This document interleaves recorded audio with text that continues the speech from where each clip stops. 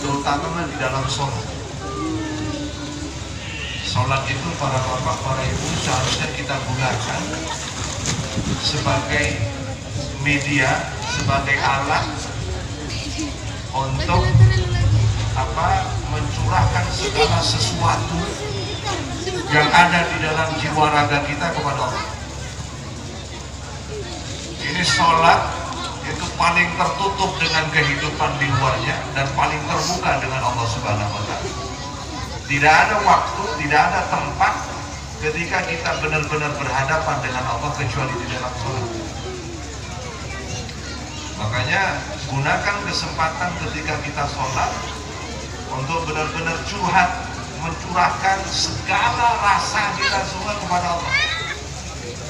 Mungkin kita merasakan keindahan, merasakan kebahagiaan, merasakan kesusahan, merasakan kepahitan-kepahitan, merasakan kegetiran, merasakan kekejutan. Apapun yang kita rasakan, curahkan sepenuhnya kepada Allah Subhanahu wa Ta'ala, terutama di dalam sholat. Terutama di dalam sholat. Karena ini kesempatan kita dengan Allah. Ini paling tertutup untuk selain Allah itu sholat. Kalau ada waktu, sekali lagi, yang paling tertutup untuk selain Allah itu adalah sholat. Makanya apalagi pas kita ada teman sakit, ada teman sedang dalam keadaan terkena musibah, kalau kita mau mendoakan di dalam sholat itu jauh lebih baik, jauh lebih baik, jauh lebih baik. Sekali lagi, ini waktu, ini saat paling tertutup untuk selain Allah Subhanahu wa Ta'ala, dan paling terbuka hanya untuk Allah Subhanahu wa Ta'ala. Makanya kita semua selain itu saya ingin menyampaikan juga untuk terus-menerus bersolawat, terus bersolawat. Sambil bekerja, sambil berjalan, di atas kendaraan, mungkin sambil duduk, mungkin sambil berbaring, silahkan sholawat apapun.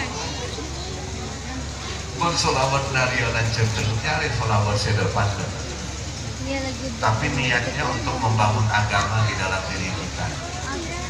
Dan sholawat nario saya jendel ini para bapak, para ibu yang saya muliakan, niatnya cuma itu, supaya agama terbangun di dalam diri kita masing-masing.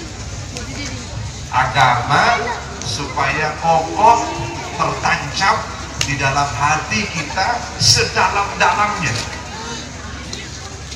Sehingga kalau agama ini tertancap kokoh di dalam dan sedalam-dalamnya di dalam hati kita, maka tidak akan pernah bisa.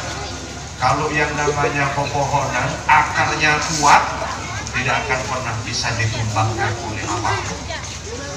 Sebesar apapun anginnya, sebesar apapun kekuatannya, pepohonan yang akarnya tertancap kuat berada di dalam bumi, pasti akan kuat dan pasti akan terus memberikan naungan, memberikan keteguhan, memberikan buah, memberikan kebaikan.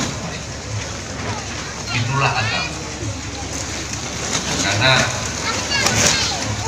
dan kita semua merasakan agama kita terasa sangat tipis, keyakinan kita tipis, diterpa angin sedikit kita berubah. Nah, terus meneruslah kita bersolawat, terus menerus kita bersolawat. Insya Allah dengan itu kita semua akan mendapatkan pertolongan dari Allah Subhanahu wa Ta'ala, dan yang paling penting agama kita akan menjadi semakin kuat dan akan semakin mengendalikan. Kalau agama itu kuat, akan mengendalikan gerak dan diam kita. Kita tidak akan gerak, kita tidak akan diam kecuali di situ ada ridho Allah Subhanahu wa Ta'ala. Kecuali di situ ada nilai yang dianggap baik oleh agama. Mudah-mudahan semuanya diberikan taufik kita yang oleh Allah Subhanahu wa Ta'ala. Amin. Al-Fatihah.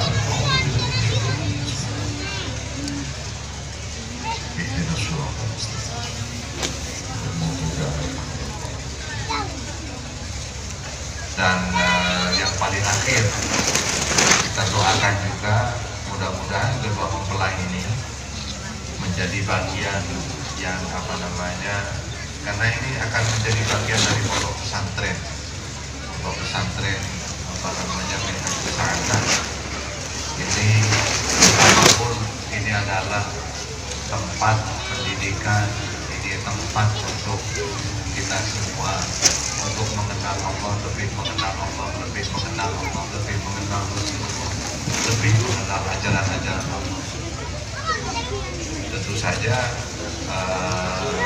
sangat-sangat besar cita-cita yang namanya di balik pondok pesantren. Makanya kita doakan kedua mempelai ini menjadi bagian dari pondok pesantren, menjadi orang yang benar-benar bisa berkhidmat. Dan tentu saja semua putra putrinya Kiai Dailami, semua putra putrinya yang sekarang SHMT maupun yang sudah, dan atau yang masih belum, sampai anak cucunya kelak.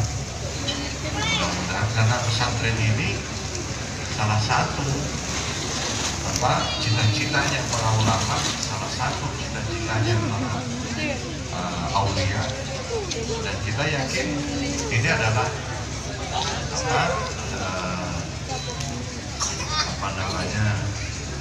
salah satu tempat untuk mempertahankan atau untuk melanjutkan atau untuk meneruskan agama Islam di sepanjang dan sekitarnya, bahkan di Indonesia ila yaumil qiyamah. Makanya pesantren itu tugasnya berat tapi mulia. Tugasnya itu tidak ringan dia, tapi mulia. Dan siapa yang ikut ambil bagian di sini pasti dimuliakan oleh Allah Subhanahu wa Ta'ala. Pasti dimuliakan. Para bapak, para ibu, walaupun mungkin tidak ada hubungan darah dengan pesantren ini, tapi kalau kita bisa membantu, bisa ikut ambil bagian, ikut membesarkan, saya rasa itu pasti juga akan sangat bernilai, dan pasti itu juga sangat mulia menurut Allah Subhanahu wa Ta'ala. Dan terlebih-lebih bagi kedua mempelai dan seluruh putra putri dan anak cucunya Kiai Dailami ini, mudah-mudahan terus diberi pertolongan oleh Allah Subhanahu wa Ta'ala, bisa memberikan khidmatnya untuk pondok pesantren, bisa memberikan pelayanannya, bisa memberikan waktunya, bisa memberikan segala yang dipunyai untuk kepentingan agama, untuk kepentingan perjuangan